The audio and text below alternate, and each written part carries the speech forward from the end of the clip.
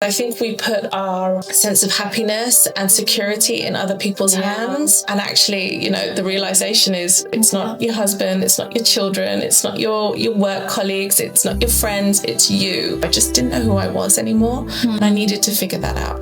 And, you know, we had talked before about this idea of identity shifts and that we go through them throughout our lives. So many times. But they're not fixed, right? It's like the story we tell ourselves. It's like you know, based on like our experiences and our culture and our beliefs and all this stuff. But we don't almost update this story. And so when it doesn't match, we feel a little bit crazy almost because we're like in this conflict, but we're not really sure why. So I went through all of this kind of space, and I'm not saying that I'm healed or that everything is great. The whole thing is a process. I kind of figured out who I was and what was important to me and how I could just show up with joy. Seema. Hi. Hi. Thank you for taking the time to be here, to come and share your wisdom and knowledge. I wanted to have you on the podcast because actually Rachel said you have to talk to this woman, and I was like, okay. Whenever someone tells me you have to talk to someone, I'm like, yes, I'm going for it. And so I looked a little bit what you're doing, and you're mainly, focusing on perimenopause, menopause journeys, which is a big topic that we are now talking a little bit more, which is amazing. So tell me, what led you to where you are now? Okay. Well, first of all, thank you. Thank you for having me and asking me to come on here. And honestly, thanks to Rachel for connecting us. She's wonderful. The space you've created, first of all, for me, it's really important, this idea of women just sitting down and having a conversation. I think so many issues can be resolved or at least made a little bit better if we just talk more about really what we go through. So for me, how did I get into this? So I would say about 10 years ago, something kind of shifted in me where I realized I couldn't sustain the way I was living. I think I had 3 young children. I had autoimmune disease, Hashimoto's, which I was taking a pill for, but I wasn't taking care of myself other than just popping the pill and just thinking, okay, that's going to fix me. I think I got to a point where I was in burnout, but I didn't realize, what burnout even was. I didn't know the term. I just knew that I was really struggling and that I really needed to figure things out and not rely on anybody else to help me. I was struggling with symptoms, very similar to perimenopausal symptoms, you know, low mood, 3 a.m., getting up in the morning, you know, anxiety, weight shifts, joint pain, my hair was thinning, and I was struggling, but on the outside, I didn't, because at the same time I was still, you know, had the kids. I was saying yes to every invitation, trying to be social, trying to live a life. We've been now here in Switzerland for 16 years. So, you know, at that time when the kids are young, you know, you want to be doing things with them. So there was kind of the outside wasn't matching the inside. And it got to the point where I thought, oh gosh, no, I really need to do this. And also the reality check that no one was going to come and do this for me. No one was. And I think that's a hard truth. Because I think we put our sense of happiness and security in other people's hands. And actually, you know, the realization is, no, it's you. It's not your husband. It's not your children. It's not your work colleagues. It's not your friends. It's you. And that, I think, alone is it's a hard truth. It's sitting in the mirror thinking, honey, it's all you. It's all you, So I was thinking, how do I do this? And so I really had to kind of strip it down to basics and start researching and start figuring out what was going to work for me, not just, you know, physically, but emotionally. The foods that I was eating, to make me feel good, the movement that I was doing, my stress levels, so much so even the friendships around me, they weren't serving me. So I went on this journey, and these kind of things, they don't just happen overnight. They take so much time, because first of all, you've got to figure out what's out there, and then how that can relate to you, and then this kind of period of trial and error, and then meanwhile living your life, all of this kind of thing. But I think really it came down to, I just didn't know who I was anymore, and I needed to figure that out. And, we had talked before about this idea of identity shifts, and that we go through them throughout our lives. So many times. But they're not fixed, right? It's like the story we tell ourselves. It's like based on like our experiences and our culture and our beliefs and all this stuff. But we don't almost update this story. And so when it doesn't match, we feel a little bit crazy almost, because we're like in this conflict, but we're not really sure why. So I went through all of this kind of space, and I'm not saying that I'm healed or that everything is great. The whole thing is a process, but I kind of figured out who I was and what was important to me, and how I could just show up with joy with everything that I did. I wanted to get rid of the kind of the anger, the rage, the feelings of just exhaustion all the time, and just not really knowing what I wanted from life, like what was really important to me. So I kind of went down that road and figured stuff out, and really a lot of it came down to just kind of, the basis of like, the foundation of health, which is, working on my sleep and my movement, and what I was eating, and just who was around me, and it really, really helped, which felt amazing. And then a few years back, I noticed a lot of the women around me were struggling with things that I had been struggling with, and I realized, I get this, I understand this. There's something in your body that's not aligned, exactly, but you're not we just don't know. You don't know. You just feel something that is weird, but you're like, but then you put it down to it's just because I've got kids, or it's just because I'm stressed at work, or just whatever. There's always a reason, and we never really take the time to actually sit down and look inward, because that's a big deal, like to actually take that time and figure that out. It's so scary, because often we then have to deal with stuff. Well, what is no longer unknown, and then you can't ignore it that easily. It's just sitting on your shoulder, like, do something. And I think there's this thing where you have to face it. And in terms of the women around me, and I thought I can help. And at the time I'm writing a lot. I still do. I write a lot. I work with small business owners, and often women, just to tell their story. I'm very curious. I want to hear your story. I want to know the soul of you, what's happening. And I would find that women were talking to me about this, and I thought, I recognize this, but how can I help? So I did a lot of research. I certified as a menopause coach. But really it was just to understand what was happening at this time of life with perimenopause, and all the different shifts hormonally that also help, change, how we are emotionally as well. Everyone sort of thinks just about the physical side of things, the symptoms. Our estrogen's going down, our progesterone's going down, so our dopamine's going down, our testosterone's going down. But actually, what does that mean? What does that look like for us? So going down that road. So right now, really, I just want to talk more and more about identity, because I find that when you can't talk about this period of perimenopause, unless you talk about this idea of who we are and our identity. And I think this time of perimenopause is almost sort of an invitation to say, hey, who's your new version? Who are you? Can we work on that, like right now? And often I think the more of a gap there is, the more we feel our symptoms physically and emotionally as well. That's possible. Because I think that when we're kind of a little bit, because we often bury our needs and our desires, and we have done over years and years and years. And I think in this time, with everything that's shifting within us, it kind of forces everything up to the surface. And so when we feel this kind of unmet needs, it kind of creates this like conflict in a conflict.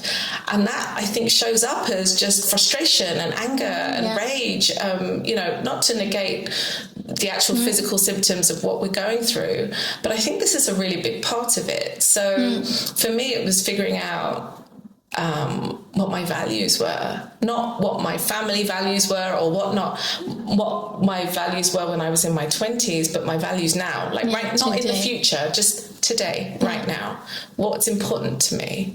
But I think this is so interesting because I think it's something that we don't ask ourselves. And I've been thinking a lot of like when we talk, because I know I felt many times that I wasn't fitting anymore in an environment. The old story wasn't working. Yeah, with the people and so on. And so I think I managed it okay, and I was like, okay, I'll move on. But now analyzing and looking back, I'm like, I've had so many times where I'm going faster, or because of different circumstances, I have to do things that others don't. And therefore it leads me to evolve and change. And I didn't realize that it had an impact on my identity and who I was becoming, who I was at that moment, and so on. And I think this is really an important topic, because it's okay to change. That's fine. I feel like that's our purpose, to change, right? Right. But yeah, go on. But it's so at the same time contradicting, because people, whenever you start changing your environment, very often is going to be like uncomfortable of your change, depending the extent, of it. And I think this is really important. The questions to ask: who am I today, and what does it mean being me? Which is very, at the same time, I'm like, okay, if I had to answer that, how would you answer that? No idea. And often we answer it in relation to the relationships that we have. Yeah. So, well, I'm so and so's mum, or I'm so and so's wife, or I work for so and so company, and so we're still hiding behind these relationships, and actually we don't look at us, and I don't know why that is that we do that. I don't know. I think maybe it's a matter of validation, you know. I've been thinking about it, and there's things I want to do that I know that it's like calling me. It's really strong, and I'm like, come on. But I also check myself and ask myself, is it ego? Yeah. Is it? Which is okay. But if I'm kind of getting a bad rap, but we need a little ego. Yeah, right. Absolutely. But to what extent? You know what I mean? And that's the finesse of like finding out. Yeah. But I think it's validation. Yeah. Ultimately, it's validation. But the more I grow older or wiser, I'm like, screw validation. Yeah. I'm just gonna do me and whatever. I don't care on people, what they think, what they want. If you have the vibe, come along. If you don't, absolutely. I always say you're on the train. You either get on the train or you're off the train, and we're moving. So if you're off, it's very difficult to get back on. So it's like, just give yourself permission. Yeah. And that's hard. It's really because hard. I think as women, we're meant to be in community, but with community comes a lot of maybe judgment, oh, hang on, no, we don't do things this way, but why not? And there's no sort of idea of questioning why not. So when we're feeling like, I want to, like you, I want to do stuff, I have a calling, or I could be great at this. So what is it that's stopping us from like taking that step? I think it's like these old expectations or stories that we're just carrying. And I always say this is such a good time, like for me especially right now, I just seem to be letting go more and more of the thing.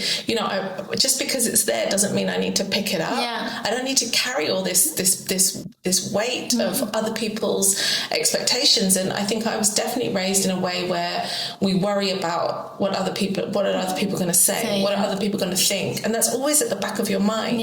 But then it affects our kind of idea of visibility, which is what we need in order to make that next step. We have to be out there. We have to, validate ourselves. But it is. I think it's really important also to be very aware of our baggage. To do that work. And understand where the beliefs, the patterns we might have come from, and from what voice they come from, and so on. Because I do think that even if you let go, and so it's still there. You have to process it and have some kind of acceptance towards it. I think you cannot, and I think you were talking about this idea of wisdom. And again, we often look at other people for wisdom, but I think especially for me, I'm getting to the point where I've lived a life, I have these life experiences and they've brought me to where I am. Yeah. And I should use that wisdom and understand that I do have that within me, but I just need to trust that I know, whatever's happened before has happened, accept it, understand it, but also it's okay to just keep moving and move past some of this stuff. Yeah. And what would you say are the different identity shifts that one can encounter? Oh gosh, well, there are so many, and I think speaking maybe specifically from midlife, I think there are obviously we have hormonal shifts which can affect our identity, but things like just our relationships, whether we become mothers or partners, we have grief, we have loss, we have endings, we have this shift of, a lot of women are going through divorce right now, especially at this time of life, because they're suddenly thinking, hang on a minute, this isn't what I want from my life anymore. Our parents are getting older. So what we need to do within our lives, whether we need to be carers or whether we're caring for children, all of these change the way we show up in our relationships. And then financial shifts as well, some of us are thinking about retirement already, and what does that mean for us? Or suddenly we have inheritance, or suddenly we have to pay for children's education, or all these different sort of changes that happen. I'm just trying to think. I think every different life stage creates a shift. Yeah. Even in terms of work, whether we've gone from employee to now we're maybe managing people, again, that's a shift. And so we have to update with that shift, to see. It's so funny because I'm pretty sure we just go in and a roll. Yeah, we forget about it because we don't have time. Yeah. Or we don't make the time.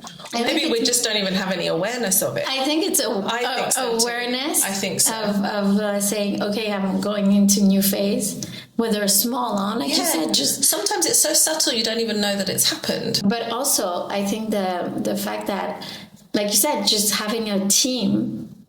It's very subtle, it's nothing, everyone suddenly has a team, but it has an impact because you're with people that have emotions and their own baggage and are looking to you to help them regulate that. Yeah. And you're kind of, I'm just figuring out my own stuff, but actually that's my role now. So again, that's an added layer. Yeah. And so when we sort of feel I'm a bit more stressed than usual, or I'm finding things a bit difficult, often look at has something shifted, within you, and then we move houses, we've moved countries. All of these things are big identity shifts. Yeah.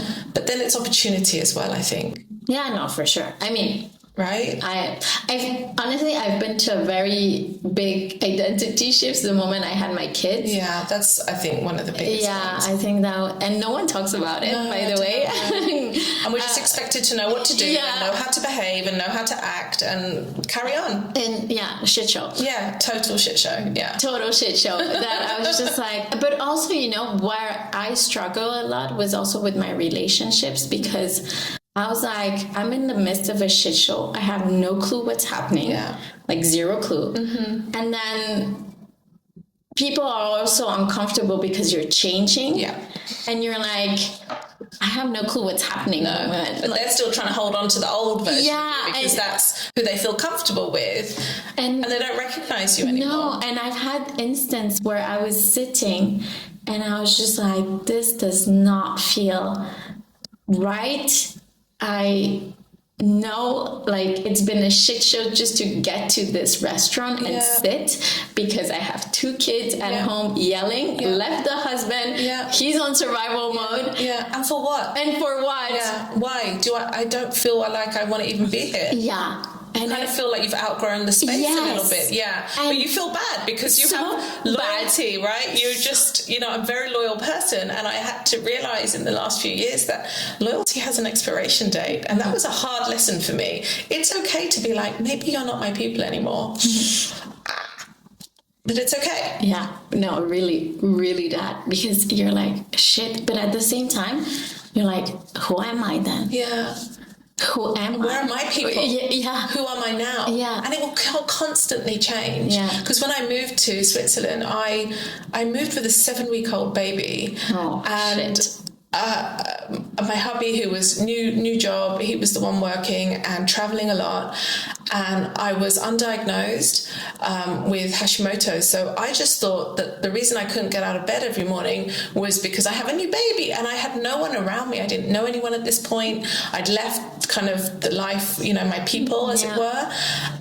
But I didn't want to, we tend to, isolate ourselves when we're going. We don't want to burden people. Yeah. So I was just alone going, okay, I think this is normal. But it wasn't until I was pregnant with my daughter a year later that they were like, oh no, this is what's going on with you. And I felt like almost relief, like, oh, it's not just me. I'm not just a terrible mother and who just can't get her shit together, basically.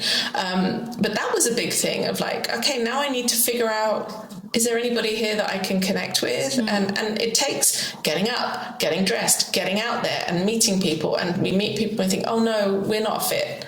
But then when you meet people that are fit, like, it's incredible. Yeah, it's magic. And it's the new version of you. And they know this version of you right now. They're not constantly trying to put you back into the box of the old version. They're kind of accepting of who, because they didn't know that version of you. So you kind of can naturally kind of move into this new identity shift, not that I'm saying every time we go through a shift we need to change everyone around us. No, but I think there's big ones. Yeah, I think there's big ones, and maternity for sure, from what I've seen and I hear, is a big one. But we talk about like the hormones, the postpartum and all that, but I'm like, your identity is about to like be thrown out the window.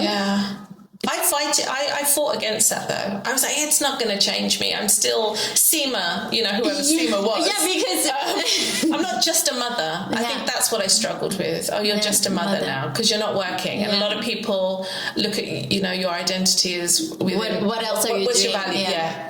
And it almost felt like it wasn't enough just to be a mother. Which is still up to today. Yeah. It took me a long time. People, and I've also realized something, that when people tell me, oh yeah, I'm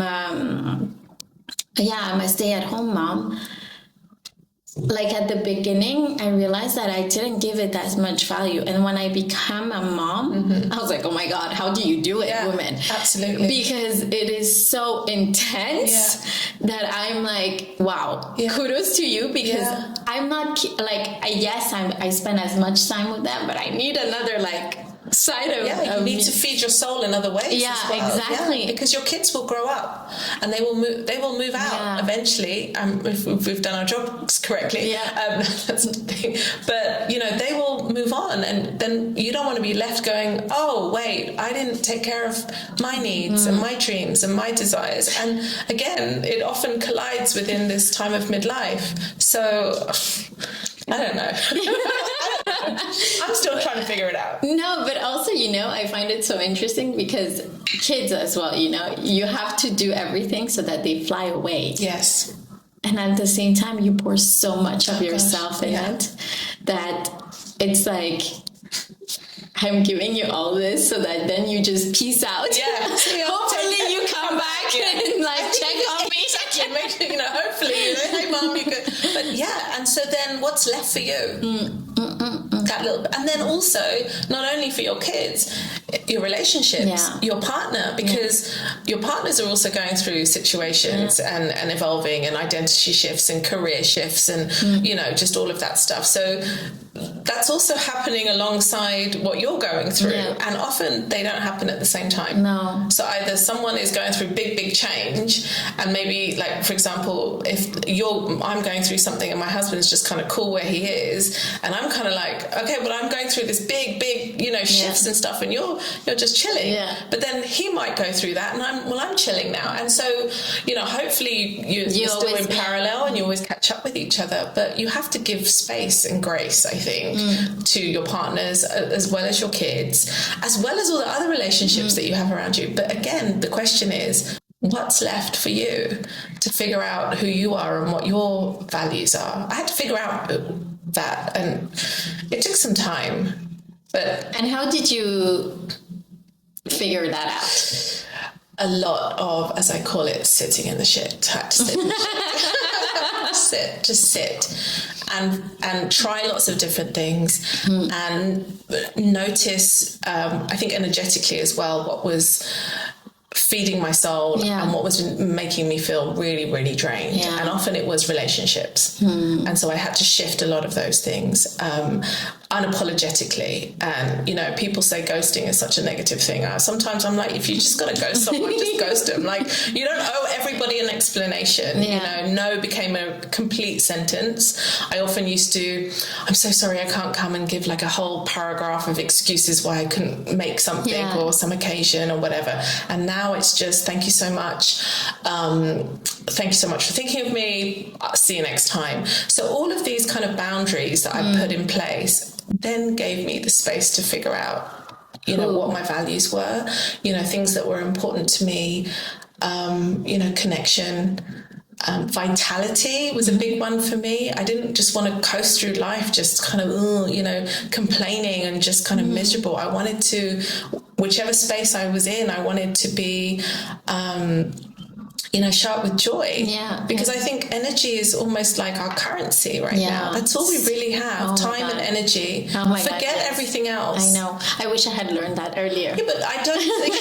but even if someone had told you, would you be in the right space to even, understand it? I think you have to live a little bit before you realize. I think you have to live a little bit, but I do know that at least energy, time is different.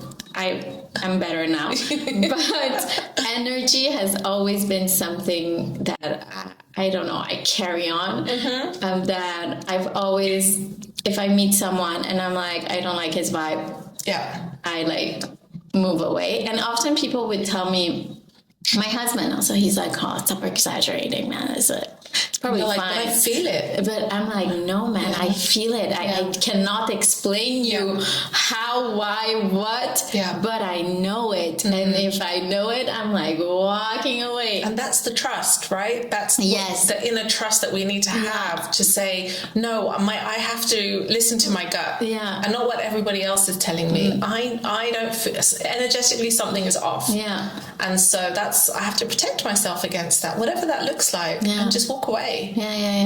But no, it's a really big thing. But then also, it's all very well figuring out, okay, this person doesn't make me feel great, or this particular situation, or this particular job, or whatever is going on in your relationships. But then it's also, okay, you figured that out. You figured out what's important to you, whether it's, connection or authenticity and all that. How do you then make space for all of these things in your life? How do you actually live that life? That's also almost the second part to it. Because it's all very well saying, yeah, great, I love connection, but then I just don't meet anyone or talk to anyone or call anyone or go out or do anything and build those, because, relationships, they take nurturing. So again, that's a commitment as well. That's almost like you have to honor yourself and say, right, if I'm going to do this, I'm going to do this. But what's amazing is then I think when you're really clear about what you want from life, I think it's really easy to make decisions because you almost can go back to this sort of inner compass and this kind of anchors you. Right. Yeah. But then also understand that it might change again. Yeah, and dad, because I think there might be another shift. Yeah, exactly. So, and I think that is also a key element of accepting and being okay that you're gonna change and things are gonna evolve, and this might be good for the next 10 years or 6 months or even. 6 months. Yeah. But it's okay. And this is so true because I was I joined a group that was organizing events, and it was 6 months ago, and I was like, yeah, great. And today there's been a lot of changes, and I was like, do I stay? Do I leave? And I'm like, you know what? No, I have to. But I felt a bit bad. Of course. Of like saying, you know what, I'm just going to peace out because... See you later. Yeah, exactly. Not for me anymore. Exactly. That's okay. Life's too short, right? Yeah, no, I agree. But I did have because you're a nice person. I really think, like, you care, of course. Yeah, I care. Of course. I care. That's but I was okay. like, during a week, I was like, how do I do this? What do I say? And then, But what were you worried about that when you were saying... when you were feeling bad, and what do I say? What is it? Was it how they would react towards you, or it was what the people missing would say? Opportunities. Okay, FOMO, nice. Yeah. It was the missing opportunities that I saw in this project. That was like, will I miss out something? Yeah. It wasn't. If I close this door, am I going to miss out on something? But something that I've learned to nurture is that really I can open that opportunity if I want. Absolutely. And honestly, this is something I wish I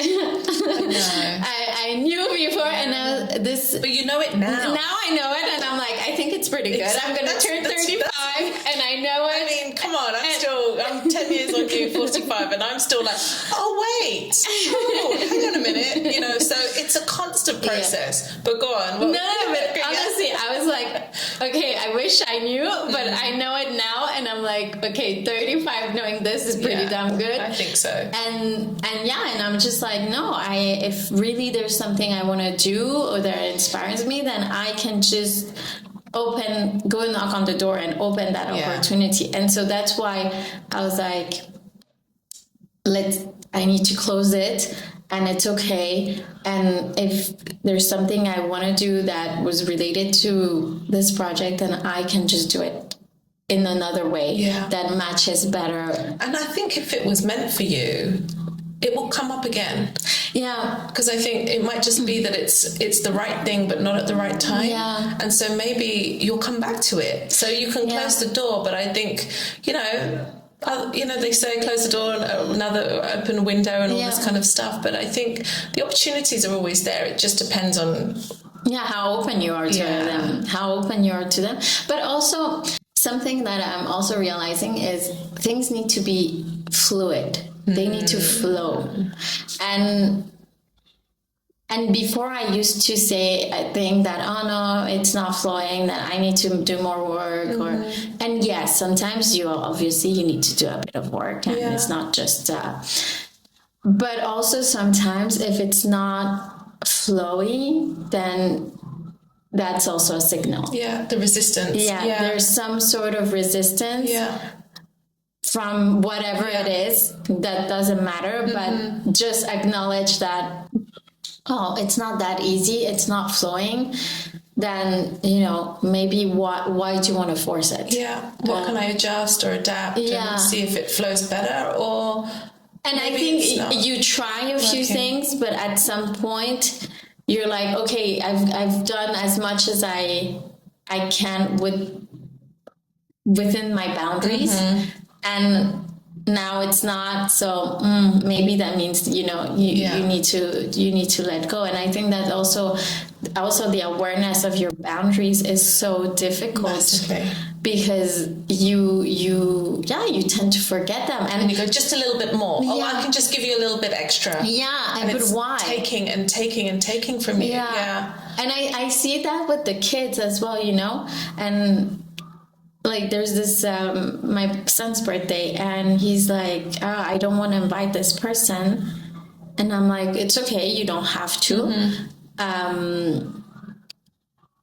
But he invited me to his birthday. And I'm like, well, you enjoyed his birthday, but if really you don't want to invite this person because you don't feel that it's good, then don't. No. But do, and that's something I told him. I was like, be aware that maybe next time he won't invite you, and that's okay. And that's where I'm like, oh, this is when those little moments, that's when you plant the seeds of my no is enough, you know? Exactly. It's so random and innocent that you're like, oh yeah, invite or don't invite, but it's so important because that's when you teach like, yes, no. And it's funny because I said, why don't you want? And he's like, yeah, I don't know. He's like, telling me that he's gonna do X, Y, Z if I don't invite him and so on. And I was like, well, you should be threatened because you're not gonna invite him. Yeah, that's him trying to cope with the fact that maybe there's a rejection somewhere. Exactly, some sort of rejection. But it's okay if you don't want to. You stay the path, buddy. Stick to what feels right. And I was just thinking, I was like, okay, these are crucial small moments that then help you with that boundary set that it moves constantly, and sometimes you're just like yes. And also there's situations like maternity that it's really hard to put boundaries. Really hard. Because it's like you have to give. Yeah. And then to what extent you give. And also, and what I knew is that, I'm going to become a mom and I know I'm going to have to give myself. But I knew it wasn't going to be like for the next 20 years, you know? Like I knew it was really going to be tough at the beginning. And I was like, I knew it was tough, but I was like way harder than like whatever I expected. And I knew, but I didn't knew that I was going to lose myself. You know what I mean? Like, I think in the beginning, with the children, with the babies, it's more like physical. You give yourself physically. But then as they get older, you find that it's more the emotional guidance. That's what's taking because you start to gain your sleep back and you start to kind of get a bit more time back because they get a bit more independent and you're not wiping noses and, getting them dressed. But then there's an emotional need that they, like you said, teaching these small things like boundaries and that relationships don't have to be transactional. Like, well, you did this and now I did, because then you just end up in this back and forth for the rest of your life and you're in this cycle that you just don't want to be in. So saying, no, actually, I'm okay if I don't continue this. I want to stop. But that emotional need, so you give so much. And I'm finding that almost more challenging. Because you need to be present. And there's no kind of, I think when they're younger and it is that kind of physical need that they need from you, you can kind of switch off mentally. But here now I've got nearly a 16, 14 and 12-year-old, and it's more the emotional side of things, but I'm still trying to figure out my stuff at the same time. And it's hard. And so this idea of kind of boundaries with them, often I would used to say office hours are closed. And there's a certain point in the evening where, unless obviously there's blood dripping out, so there's someone's dying, something major has happened, or you're just, the kind of coming downstairs for, I just need a glass of water. Can I just, I had to be quite firm with that because then otherwise, you never get any peace. It's just a constant. And then there's no time for you to kind of decompress and kind of figure out, okay, what am I doing? What I want. Exactly. And it's easier because if you're lucky enough to have babies that sleep and all of that, but generally their bedtime is chaos. Is chaos. But once they're down, you still can get a bit of an evening while still maybe getting to bed on time or doing something for yourself. Whereas as they get older, the bedtimes get later and you just kind of have to lean into that. But that, again, it's that I did that shift again that I kind of had to figure out. And now sometimes I'll just say, I'm going to bed, like, you guys crack on, but I have to enforce that boundary. And again, not think, oh gosh, is this the right thing to do? And constantly questioning yourself, like, am I doing this correctly? Is this, I didn't do this? And not to kind of compare to others. I think this is the thing that creates real tension within us. And that is this idea of comparing. and then competing or not, but the comparison, because we don't know what's actually going on in these, in other people's lives, only what they tell us. And so we're just judging that, and thinking, oh gosh, no, they're doing this and I'm not doing this. Oh no. And then we start to feel bad about it. Just the cycle continues, but we do it to ourselves. I've seen when I was, when I had my kids when they were little, I saw very different versions of motherhood. And yourself probably as a mother. And myself. And I was like, well, yeah, that's great. They're as if no, they didn't have kids, but I can't do that. Like it's not, I know I need to give this because later is going to be much better. Oh, it's worth it. Yeah, it's worth it. Yeah. Exactly. And I was like, and then like you said, you start comparing and you're like, am I giving too much? Am I like losing myself? But I'm like, obviously I'm losing myself because otherwise how do you do that? Because you're nurturing. Yeah, you're nurturing. And literally. That has to come from you, So yes, of course there is going to be that. Yeah. And I think, and like you said, comparing ourselves is it's quite dangerous. It's very dangerous. And as well, you don't know what the other person is doing. You don't know what the help they might get or not, because that I think it's very important as well. So sometimes you see all lovey-dovey, but person might have like 3 people helping out. Yeah, and behind closed doors as well. And now with social media, often I will see, the picture perfect life, but then the reality is, and the reality that actually, no, things are not great at all. And so you're judging this wonderful, persona, but actually that's not the truth. And like you said, support systems, how much help do you have? And that I find it's such a difficult element because we've lost it completely, the support system. I didn't have one, and only because I moved here. I would go back to London, and obviously my family and my husband's family are all there, and it's wonderful, and it's great for a few days or a week or so. But then reality is when you come back it's home, it's just you, your partner, and your kids, and then so you have to kind of build your support system from the ground up. And then. But also people have lives and we live in a very transient community. So you could be so intensely, situated with a couple of families, but then after a couple of years, one leaves or things shift, people move on or whatever. And then you almost feel, I'm back to square one again.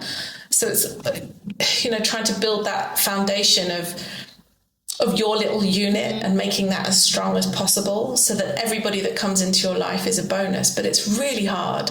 It's hard work as well. I mean, I think about it now and I think, how did I do it? I had, 3 kids in 3.5 years, and I was just trying to figure it, forget like my body and everything like that was all messed up with all of that, but just kind of getting all the appointments and, the dentist and the doctor and the jabs and all of this kind of stuff.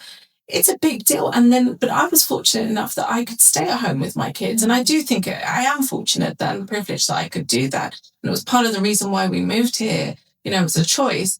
But then I think, gosh, on top of that, women trying to work and to show up. And I just think, I always say, women can have it all, but just not at the same time. No, it's dangerous. Or with like the most incredible support system. And we don't talk about that. We often hide that we've got help. Why? Because then you feel like you've not done it yourself. Exactly. Right? But actually, we need all the help. You need all the help. One thing I have to say that has been a big part of my journey is learning how to ask for help. And I'm still learning. I was, I think a lot of women in my generation were raised, our generation, a lot of us are raised to just get on with it. Yeah. Figure it out. Like, you're tough, you're just as strong as men and you can do anything. You put your mind to it. So there's almost like an embarrassment or weakness for asking for help. And it means you have to be really vulnerable. And I mean, I can honestly say, I think when I was going through this kind of, journey of healing around 10 years ago, when I had to stop and figure it out, I didn't ask for help because I just don't think I knew how to, but I also didn't know who to ask for help with either. Now it's very different. I think straight away I would be like, this is my situation. Who can help me? And that's a learning in itself. But I remember I really was in a bit of a fix and I had to ask for help. And I felt so vulnerable. And when I finally got the words out to say, can you help me? Yeah. And then the person on the other end said, yes, of course. I just burst into tears. And they were like, "Are you okay?" I said, I don't know what, I'm relieved, but I'm also thankful that I can trust in the relationships that I've built. Because whenever anyone asks you for help, the first thing you say is, of course, if I can do it. But then to be on the other side of that, so I remember just being very emotional and just kind of laughing through it. But it was a big, big moment for me to say, hey, Seema, you've got someone. You have people. Yeah. Let them love you. Yeah. Because you love them. Let them love you. Let them help you. So that was a massive, massive learning for me. Yes, I think asking for help is very difficult, and it's also a skill to learn. Yeah. And I know I didn't ask for help, but I think I also didn't ask for help because I didn't feel comfortable. And that was also a signal in my relationships that I was like, why aren't you feeling comfortable to ask for help? Exactly, because maybe they're not the relationships that you actually need. Yeah, in this moment. So no, definitely for sure. But it is putting yourself vulnerable and that's like so uncomfortable. On the table and say, please don't step on this. Exactly. Because I'm already struggling. I'm already in a situation where I need help, and now I'm actually gaining the courage to ask for it. Please. Otherwise I will never ever ask for help ever again. No, I know. But I think that's it. We do tend to isolate, we do tend to not want to burden even like the closest to us. Yeah, no, that's why honestly. And then they're like, wait, I didn't even know that was happening. And because we can mask. I mean, I think one thing we can do is we can put that mask on and, carry on our day. But inside we might be crushed and crumbling, but you just get on with it, don't you? But I don't think it's not healthy. That's not healthy because, they say the body, you hold it in your body. Yeah, and then the body shows. It shows. Yeah, it really does. There's so much to talk about, but I wanted also to talk a little bit like what you are doing and how do you approach and like who would like come to you for help. So I think for me, really, and this is something I've, again, struggled with because we're always told you do one thing, be one thing. Yeah. And I think we as women are just so many layers. Yeah. We have so many parts to us.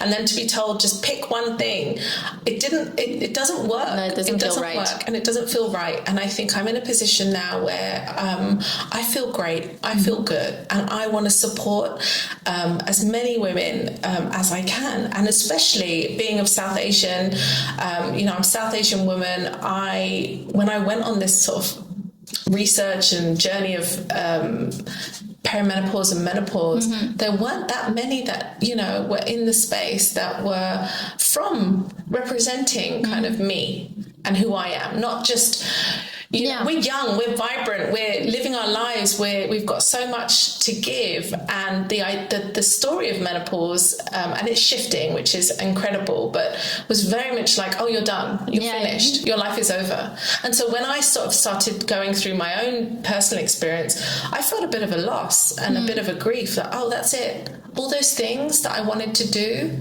it's too late now. You should have done it already. Really? Yeah, I did. Wow. I just sat there for a bit. And then I thought, it was like that for a couple of months. I thought, God, this is terrible. This is a terrible time. I can understand why we feel so, and society tells us, oh, you're done, you're finished. And actually, oh my gosh, it's the complete opposite. Yeah, now's the time to get rid of all the things that are not serving us, figure out what we want to do. It's not just managing symptoms, because we can do all of those things. And some women don't struggle as much as others, and some really struggle, but with different things. So you have women who it's hot flushes and it's really kind of physical symptoms and night sweats, and you have other women who really are going through anxiety and struggling with, you know, not wanting to leave the house and just worrying about so many things. And then, you know, the list is endless.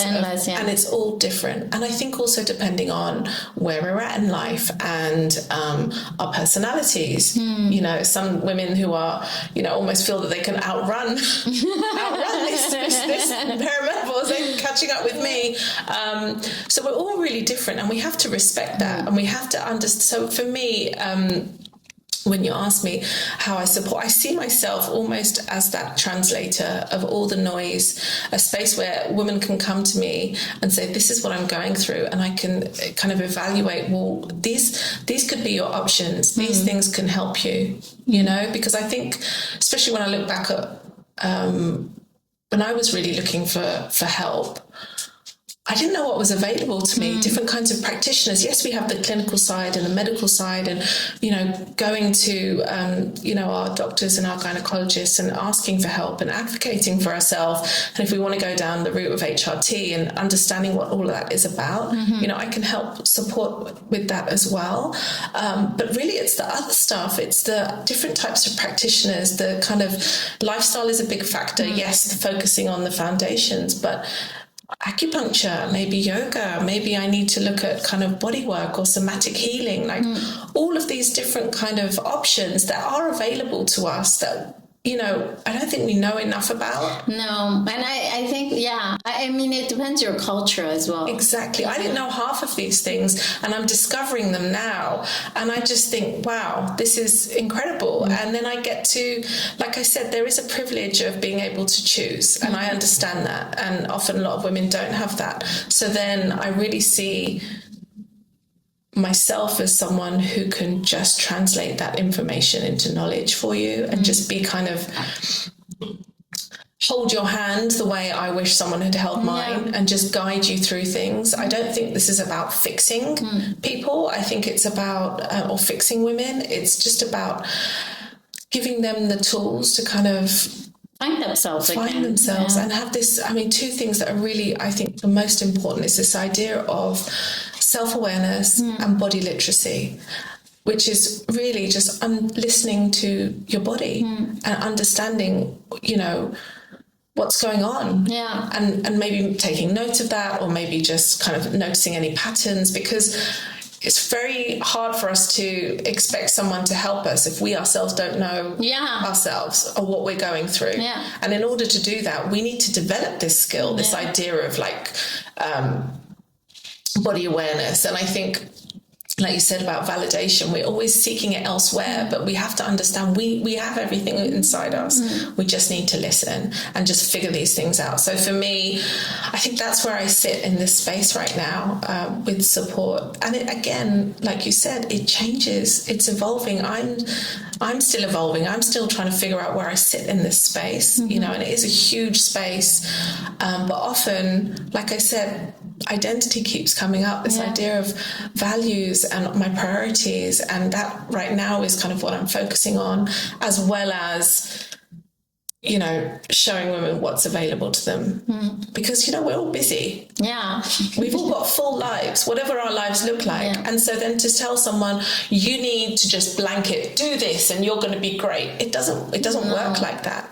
But it's like, well, hey, you could try this, or you could maybe think about going to see this person. And I think we're always told, right, you need to get your 9 hours sleep, you need to do your protein, you need to be kind, you need to go see your girlfriends, you need to be good at work, you know, all the list of things, you know, you need to drink enough water, you need to stay off alcohol, you need to think about, you know, and they don't think about that added layers that sometimes women have, autoimmune disease or other medical issues or mental health issues or ADHD, all of the list, right, on top of what we're going through right now. So already just talking, it's exhausting. Dental health, you know, I'm thinking a lot about dental health because, you know, my teeth have been changing, all of these small things that happen that we have to think about, and it can be so overwhelming. So I always say, well, just start with one thing, because often if we look at just one thing, whether it be like sleep, okay, if I can work on my sleep, nothing else, it will generally have a knock-on effect to everything else, you know, or connections, or even so much as just being kind to yourself and just giving yourself grace and not always beating yourself up about, oh, I wish I'd done this, or I didn't exercise today, or I stayed up, till 2:00 in the morning watching Netflix, and then you wake up the next morning and you think, oh, I feel like crap, and then you lay it on yourself, and then you just think, well, what's the point? Oh, I'm just useless, I'm lazy, I'm this. But actually just understand that these hormonal changes are real and they can affect us. And, this idea of, when our dopamine goes down and we feel unmotivated and we feel, well, I'm just a procrastinator, or I'm just lazy, or I just not, maybe there's actually something real behind all of that. And so just slowly kind of trying to find create space for women to just even think about it. And that's what I love to do. And that's why having this conversation with you today, just talk more, just talk, just don't be afraid to just say it. Yeah. Just say it. I always think the more we talk, the more connection we can build and more understanding that we're not alone and that we are more alike, and that even though our experiences are going to be very, very different, fundamentally, we're all looking and we're all looking for the same thing. We want to feel seen, we want to feel supported, we want to show up, we want to live our lives to our true potential. But we hide. Often we just hide ourselves because we think, oh, we're done, we're finished. But I don't know if it's because we think we're done and we're finished. I just we're also tired. Yeah, I think we're tired. I think we're just tired. I think we're tired for sure. That is a very important element because of course if you're tired you're just not gonna deliver. But that's why I find it. I think we're so fascinating because we're so complex and there's so much magic in that. And yes, of course, it's tired and it's like exhausting. It's like, oh my God, why can it not be a bit easier? But truly, I find it magical because there's so much wisdom in that. And I think that is what we just need to remember. Even if we're like, oh my God, I'm dying. It's like, okay, but just remember how magical. Absolutely. This retrospectively is going to be. No, but for the future too. This idea of opportunity and hope and... Yes, don't just reduce everything down to your symptoms. Yeah. Don't just reduce it down to, okay, well, I'm tired. I think this is something that's happening, is that we're a bit like, oh, these are labels. The label of, well. Yeah. Mm-hmm. Labeling, oh, you're entering perimenopause. Yeah. And so what does that mean? It might mean nothing. Yeah, exactly. To some women, it's not, everything's all good, because they're already living, their pathway. They're feeling good. There's no, and great. Why do we need to make a problem? Yeah. But then there are also women that are really, really struggling. But then it's just, oh, you're just symptoms. Yeah. Well, no. But who am I? Can we talk about that a little bit more? Notice me for more than this just label. But this is, and that's why I don't like labels in general. Absolutely. I'm like, no. And when I meet people, I'm like, so like, who are you? Yeah. And it's so funny because often they will straight away go into like the list. I do this and this and this and this. And for me, when the people ask me, who are you? I'm like, oh my God, this is such a difficult question because I'm so many things. Yeah. So which version do you want? Yeah. Who's here today? Exactly. Literally, might sound a bit crazy, but I'm like, honestly, because I don't want to go into the labeling. I was like, don't label me. I feel the same way. And I think it's easy when you label, you can hide behind it. Yeah. Because you don't have to give anything more. Well, I'm the, so-and-so manager, blah, blah. Okay, fine. But that doesn't tell me anything about you. I was like, I'm so-and-so's mum. Great. Okay. Well, I'm so-and-so's. Okay, great. But who let's go deeper. Yeah. Like, actually, what makes you happy? What feeds your soul? All of these kind of questions. Yeah. But then again, it comes down to we have to then be open. Yeah. And we also have to know who we are, though, as well. Yeah. And I think also in that, because I was hiding for a while. But you know what? I think it's also something one can just ask itself, okay, if I'm about to present myself, how would I present myself? Yeah. You know what I mean? And that's a very easy exercise. I put quotes because easy.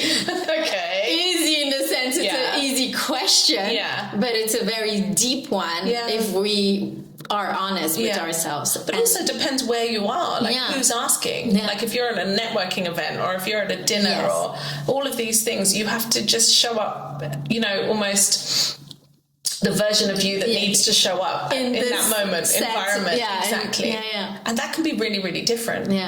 You know, often people that don't know me very well think I'm very outgoing, which I am. I'm very social and very kind of extroverted, but actually I'm very introverted. But once you get the fuller picture of me, you know that often I'll be by myself for days on end, very happy, pottering around. But then when it's time to go out and be social, well, then I'm out and I'm social. You know, I'm not going to go there and just sit in the corner.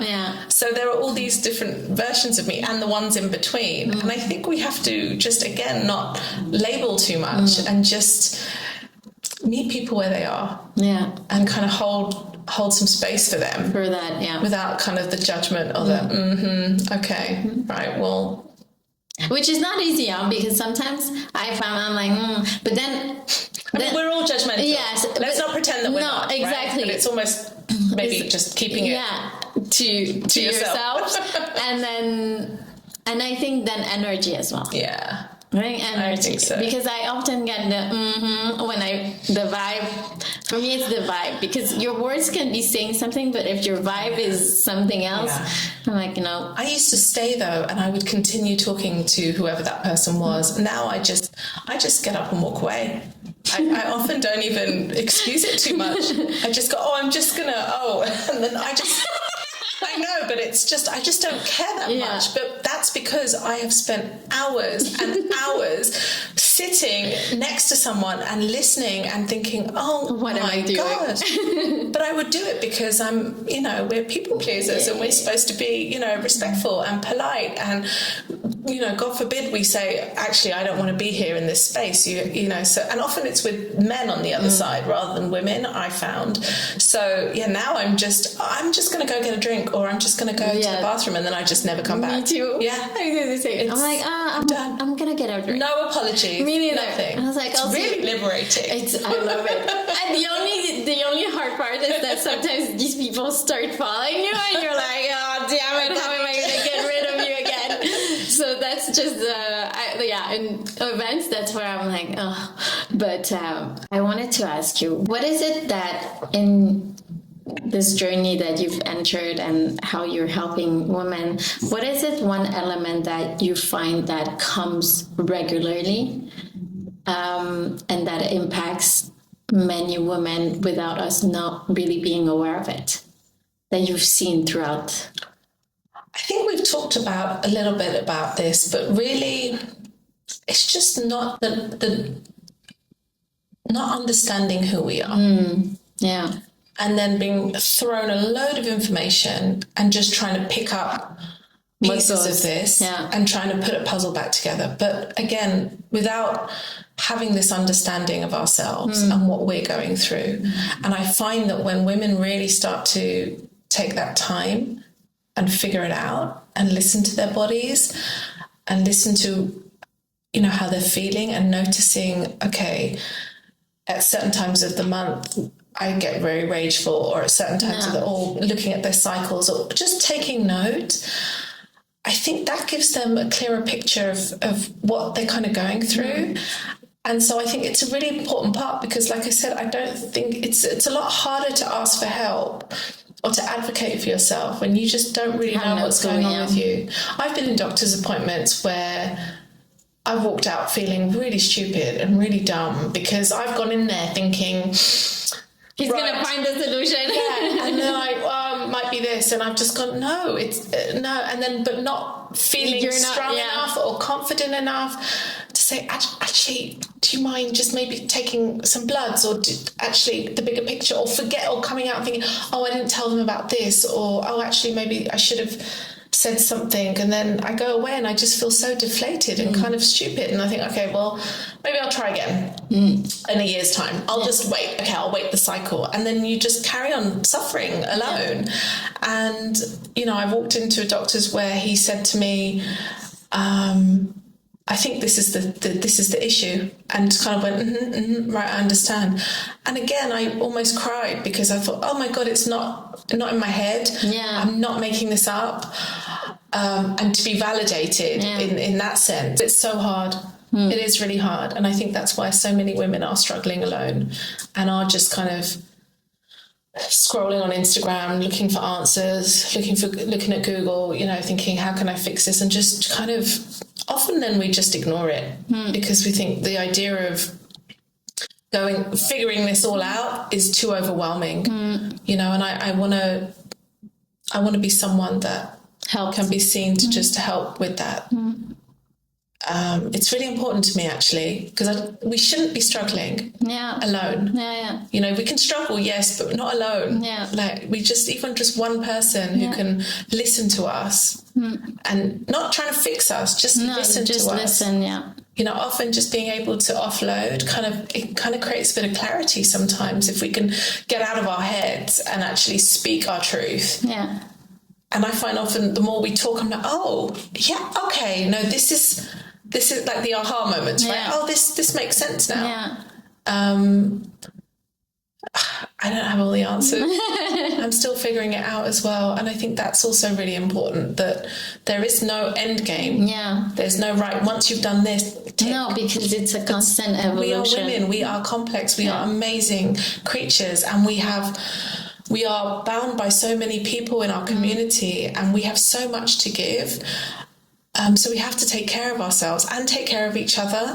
And how we do that, it just depends on the community you're in. The culture that you're in. All of these things do have an effect, of how you do it. So the more we can just create spaces where we can talk, I think for me, the better. Like she said, but it is just talking. I agree. And not being, I know everything, I have all the answers. It's just, hey, let's just talk and figure stuff out together sometimes. I want to hear your story because maybe I can find a little bit of, myself in you, and then understand, how you've been going through stuff. And what worked for you and what didn't work for you. But just options. My friend always tells me options. And I'm like, everything we do just to create as many options so we don't feel stuck. Because I think I felt stuck for a long time, not how do I get myself out of this? But I just didn't know. And there are still things that I think, I'm a little stuck. But now I have the tools. Now I have the understanding of how I can get myself out of that. And creating those options. I'm not saying it's easy. I'm just saying I have that understanding and awareness. Of, okay, this is the path you need to go down right now, Seema, because it's gonna help you get unstuck. It's so funny how we want it easy, but at the same time, if we had it easy, it wouldn't be as interesting. It's exactly. Life is meant to be lived hard sometimes, and look at the world and everything that's going on, and you're, I've been feeling that, and I think as collectively we feel all these kind of things as well, but often we don't name them, so we're not sure why we're feeling a certain way, or also feeling embarrassed, like, well, I'm not directly affected, therefore who am I to say that this is actually affecting me in some kind of way. And I think we just have to speak up more, definitely. I think it's we are very powerful. We are. I mean, honestly, this is something I also realized, is that when I had the kids, I was like, oh my God. You created life. I can create life. So honestly, I can do anything. Absolutely. So I swear, I was looking at my babies and I was like, oh my God, I created that thing, that little human. I can do anything. You can. It's like, don't come and tell me I can't do it, because I am going to show you I can, because I created that. Okay. But it is, I think we doubt ourselves. All the time. Oh no, even coming here today, I thought, why am I coming here? Like, what have I got to say? I'm not, I'm not interesting enough, or I don't have, but then I realized, but I'm not here to give answers. I'm just here to have a conversation. And that's enough. And you know what, Seema, you can put your big girl and get out there, it's okay. It's, have fun while you're doing it. Yes, exactly. And again, this is part of my values, like vitality, and I want to have fun in my life. And yes, sometimes it means doing the things that make us feel a bit uncomfortable, or I have sometimes just unfounded fear about something, and then you do it and you think that was amazing. But that bridge, to cross that bridge, that's where you're like, okay, let's go, let's jump. Sometimes you have to go through everything you've been through and say, Seema, look at where you've all your life experiences, it's got you this far. Keep going, just keep moving. And I've found that the more brave I am, the more I do things with, the more courageous I am, the more opportunities, and I don't mean it in kind of a, oh, I get to do this or do that, just doors kind of opening of things that I never even knew could exist. And I'm just enjoying figuring all this out, you know? Swimming through it, and you're just going with the flow. And like you said, when there's this kind of like resistance, thinking, oh, why? You know, why is this happening? Current is not right. Something needs to change. And I have the power to change it. And I don't have to justify. Because we justify a lot. I don't think we need to. No. But again, does that come with just, as we get older, we get more wiser? It's really true. Honestly, yes. The wisdom that we build. I mean, it's a bit frustrating, but at the same time, I think also like you might not be in like you said, you might not be in a position to acknowledge it and understand. If you're in your early 20s, like you're not interested in wisdom or anything, you just want to do stuff. Anybody tried to tell you, hey, you should think about this, or, you know, for me especially, I was like, I don't want to know. I'm just doing my own thing, you know. So I wasn't ready to hear that. Now I'm like, tell me more. It's like, why? Why? But okay. So this, again, we shift, we change. And we have to, I think, respect that. And I mean, that's the whole point of it, right? Just this evolution. Shifting. No, for sure. And whoever I encounter and I see that they hold that resisting of evolution, I'm like, oh, you're missing out on so much. And I agree, because being able to adapt and go with the flow is where we get the magic and the sparks. Because honestly, you're in situations that if you're resisting constantly and putting yourself in this box, you will never experience it.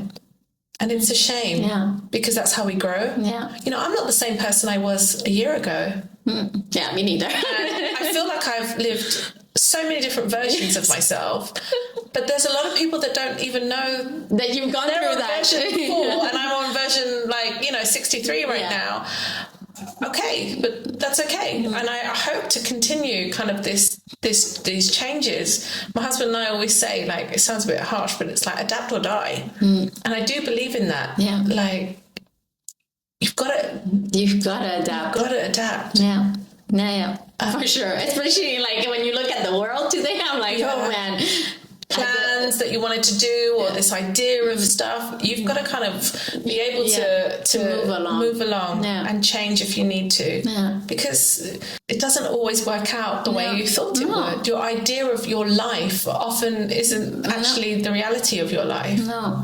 And it's somehow good as well. I think so. Being here now with you, you know, that's not something that I would have thought about a year ago or even 6 months ago. But again, I was open and I was willing to go with the flow. And like our friend Rachel, you know, put us together and we met, and it's great. Yes, I'm really starting to say yes to things as well. I think that's a big thing.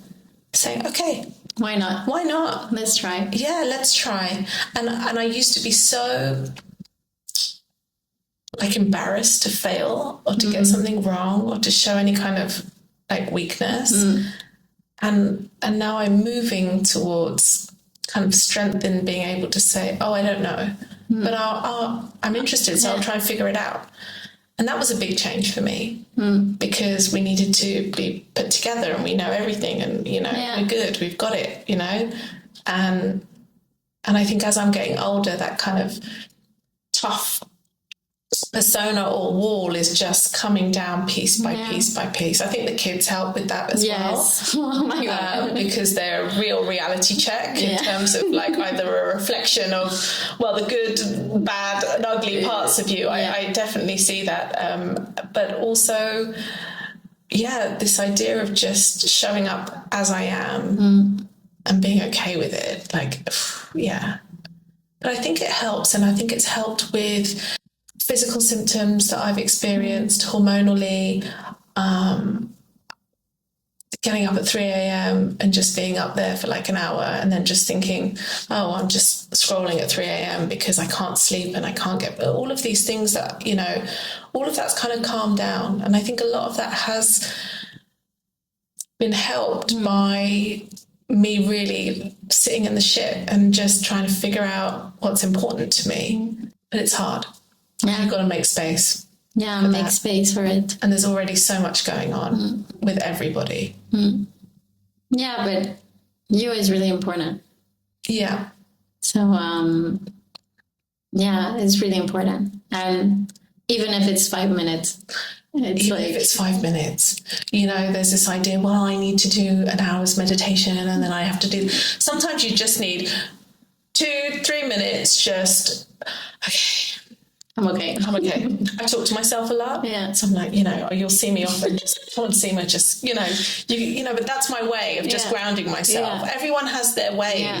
And I think just find it and do it. Yeah. Whether it's blasting the music and just having a dance. They always say, with the depression doesn't catch up when your body's moving, it doesn't catch up with you. Just moving, whatever works for you, just find it and do it, It will be different for us all. Yeah, it will. And that's also magical. Yes. Well, that's the beauty of life, right? So if we were all the same, it would just be... It would be really boring. Yeah. Is there anything we haven't touched on that we should have had? There is lots of things we can talk about in terms of, okay, so how do we make this happen? What are our priorities? But no, I think the crux of this conversation has really been about just identity and honouring the shifts that we go through, right? Yeah. And that's important. Just awareness. Yeah. Awareness. Anyway, if someone wants to know the hows or wants help, they can come to you. Come to me and just have a conversation. I think it really is the first step because also we're all very different. And again, energetically, we don't need to match, you don't need to, but speak to different types of people if you're looking for help, and I'm one of them, and if it works amazing. And if it doesn't, that's okay. But maybe I can point you in the right direction to someone else. Because there's no kind of gatekeeping. One thing that's really important to me actually is this idea of kind of gatekeeping information. I just think, no, we need to share our knowledge with as many people as we can. If you know someone who maybe can help someone, put them together, just put them in touch. That kind of stuff is really important to me. I'm not trying to gatekeep anything. Yeah, for sure. But thank you. Thank you so much for... No, thank you. We will have another one. Maybe, and we go a bit more into the how do we do this? Yeah, absolutely. But I'm so happy that you came along. Thank you. And thank you for sharing all this. And again, I'll definitely have you another time to go a bit more in the depths because... Yeah, it's such a broad subject, but identity, I think it's one of the core elements of whatever. And it's not fixed. I think that's the thing we need to just keep remembering, that it's not fixed. We can change it. Yeah, it's just a story. Yeah, it's just a story that we carry about ourselves. It's such a powerful story, though. Yeah, so it's true. But thank you. I'm very grateful that you asked me, and also for just what you're creating right now. I think that's the magic, I think it's, I love all this kind of stuff. Thank you. No, I'm so happy. I love it as well. I was just like, I just need to figure out how I can be better. But this is the thing, right? You figured something out. You didn't know all the answers. And like me, we're just figuring it out, but we're doing it with such good intention, and we're doing it intentionally. That's it. That's what else can we ask for? Yeah, that's true. You know, so it's great. Thank you so much, Seema. I will put all your details in the comment section and so on, and like that people can reach out if they want to know more. But definitely we'll do another round. Okay, I look forward to it for sure, because talking with other women about just stuff, real stuff, it gives me so much joy. It really does. Connection is definitely one of my biggest values, and so the more I can connect with different kinds of women as well, and men as well, but just with anyone really, all ages, you know, all kinds of backgrounds, it just gives me so much joy. Yeah, it really does. Thank you. And Thank you, thanks Seema.